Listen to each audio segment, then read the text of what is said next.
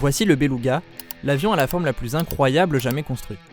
Et s'il est surnommé comme ça, aucun doute, c'est bien à cause de lui. Produit dans les années 90, cet avion d'Airbus avait une unique mission, faciliter le transport de pièces lourdes entre les différents sites de l'entreprise. Oui, mais ça, c'était avant. Car le Beluga a désormais sa propre compagnie aérienne, mais aucune chance que vous puissiez monter dedans pour les vacances, voilà pourquoi.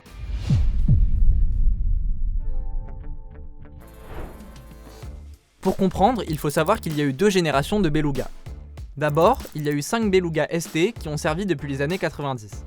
Puis, ils ont été remplacés depuis 2018 par de nouveaux modèles, les Beluga XL, qui font, encore aujourd'hui, ces missions de transport logistique pour Airbus.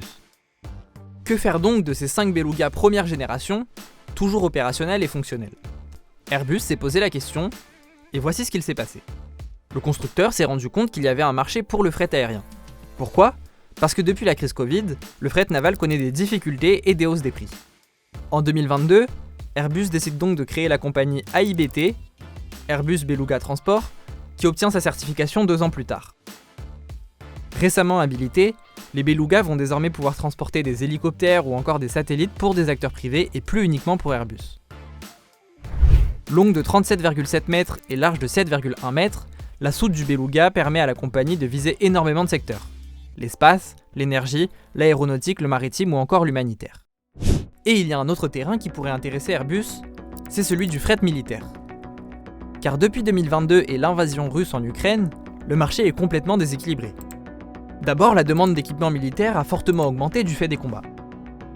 Ensuite, c'est la société ukrainienne Antonov qui a assuré une grande partie des transports militaires matériels auparavant. Depuis le début de la guerre, elle a subi de fortes pertes et ne peut plus assurer correctement ce rôle. Les Beluga, désormais homologués, pourraient alors assurer ce rôle et répondre à ce besoin d'approvisionnement militaire en Europe. Seul problème, ils n'ont pas la capacité de transporter des charges aussi lourdes que les avions Antonov.